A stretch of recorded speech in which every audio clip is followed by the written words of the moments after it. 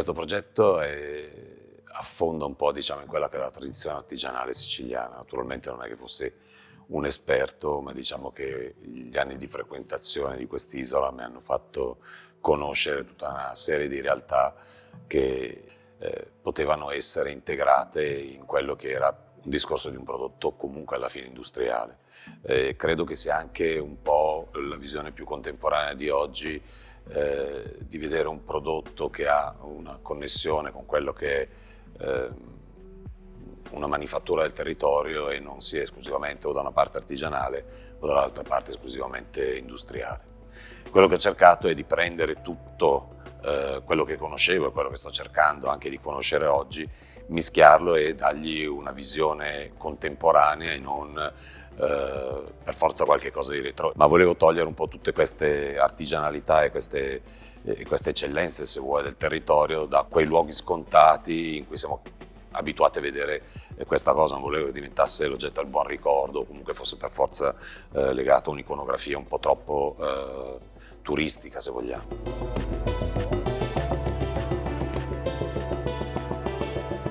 Il barocco è anche la base, se vogliamo,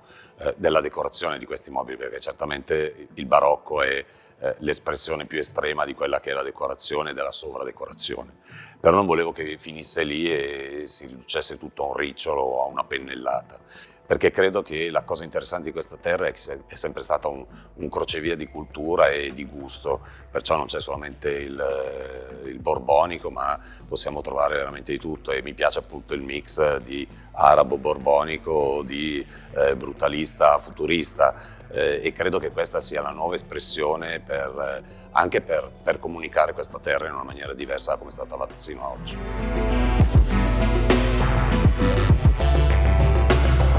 Il brand Noto nasce dopo 3 lunghi anni di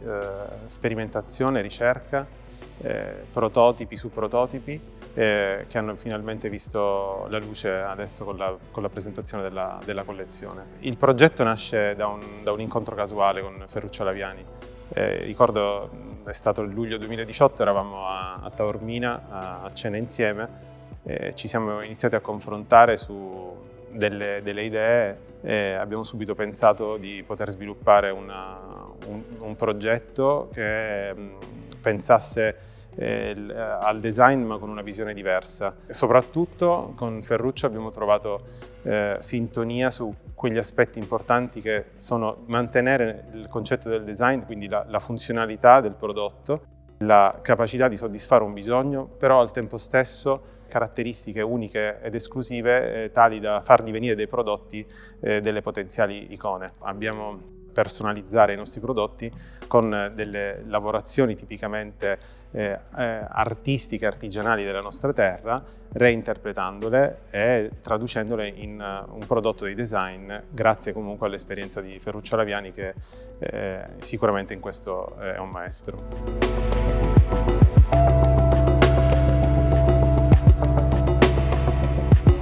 Caltagirone, l'idea di utilizzare la ceramica nella finitura di un mobile è stata anche la più difficile. Se vogliamo, non era niente di così nuovo, nel senso che spesso è stato utilizzato un decoro, una ceramica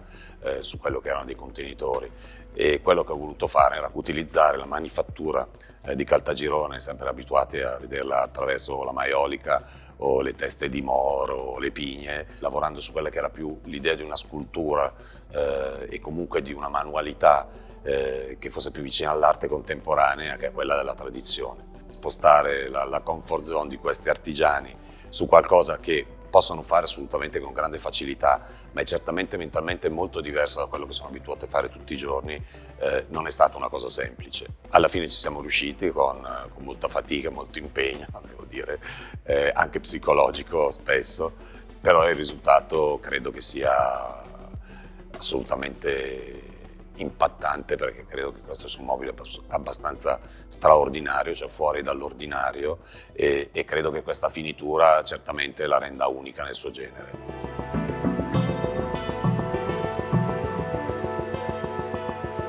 Avola è un mobile molto grafico che si basa, per quanto mi riguarda, direttamente a quello che era il decoro della Greca. Quando penso alla Sicilia, penso alla Grecia, e non solo per il gioco di parole, la prima cosa che mi viene in mente è la Greca. È partito un po' per scherzo, ovvero le prime cose che ho fatto era di disegnare un pattern che non sapevo dove sarebbe stato applicato.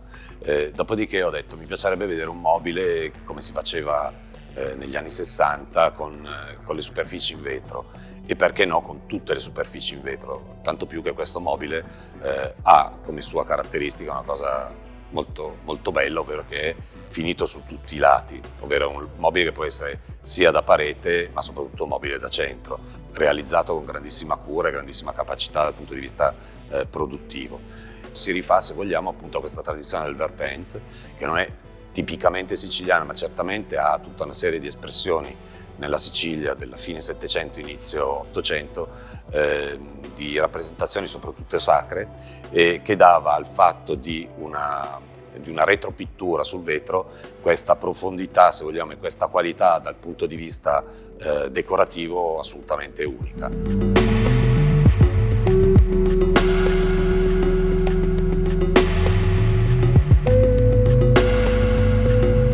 Enna si rifà molto a questa cultura futurista anche legata a questa terra. Non ci sono solamente gli affreschi della Marinetti, ma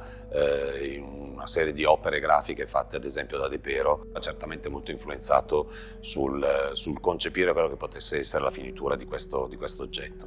Naturalmente è un oggetto che vede la tarsia in una visione, se vogliamo, molto più vicina a un concetto degli anni 70 e degli anni 80, come ai mobili, se vogliamo, di Sozza, se vogliamo, appunto un lavoro sulla pattern superficiale molto importante, e diciamo che per certi versi è anche quello più barocco, nel senso che appunto questo atteggiamento del decoro sulla finitura superficiale è certamente uno dei linguaggi tipici del barocco. Naturalmente strizza l'occhio a mobili di Poltronova, comunque siamo in un momento quasi radicale, se vogliamo, e mi piace vederlo in una visione più mediterranea, anche per i colori, meno cultural settentrionale. Credo che questo sia un mobile per certi versi incredibile, perché le aperture sono state fatte seguendo appunto il pattern che lo ricopre, e credo che sia anche molto interessante vedere la qualità dell'ebanisteria locale, che altrimenti sarebbe stato molto difficile dal punto di vista qualitativo portare a un prodotto del genere.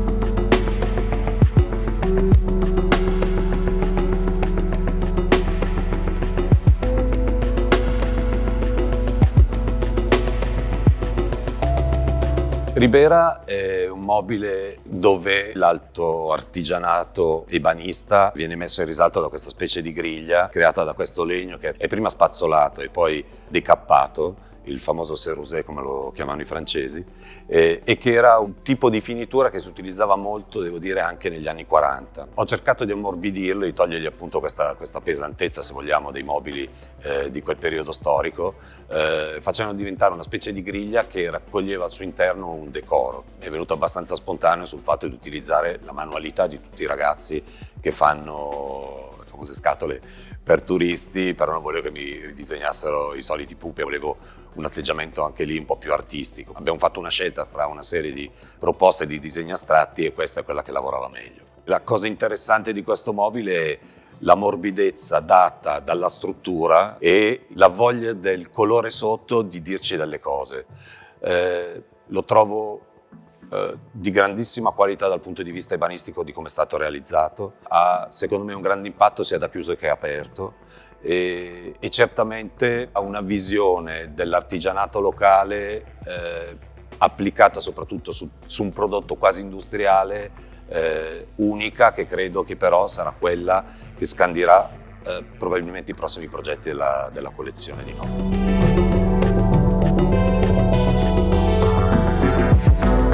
L'allestimento fatto a Palazzo Biscari naturalmente è importante, perché il palazzo è importante, perché gli spazi sono importanti e la decorazione è importante. Credo che indipendentemente dalla location, il fatto straordinario di questo spazio è appunto la decorazione quasi ipnotica, direi quasi lisergica, di qualsiasi dettaglio, il decoro del fiore, dello stucco, del soffitto, qualsiasi cosa è una specie di percorso ipnotico da uno spazio all'altro, il pavimento, qualsiasi dettaglio hanno qualcosa da raccontare. E proprio perché è il trionfo del decoro, credo che sia perfetto per questo tipo di progetto, perché è appunto l'evoluzione fra quella che potrebbe essere la matrice primaria, da dove sono nate le idee, a quello che è oggi,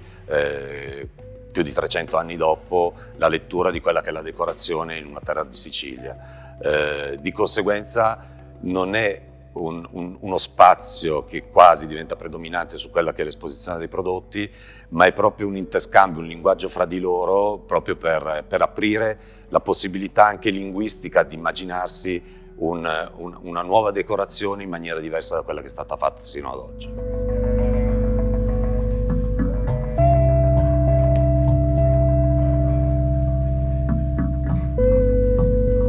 Il nostro brand Noto nasce come toponimo della città gioiello siciliana per il suo barocco, che è patrimonio dell'UNESCO, e quindi la volontà di ricollegarci subito all'identità territoriale siciliana,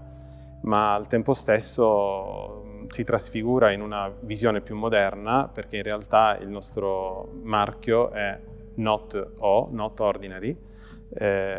proprio perché vuole affacciarsi ai mercati internazionali e quindi con una vocazione verso un qualcosa che non sia ordinario e di fortemente artistico.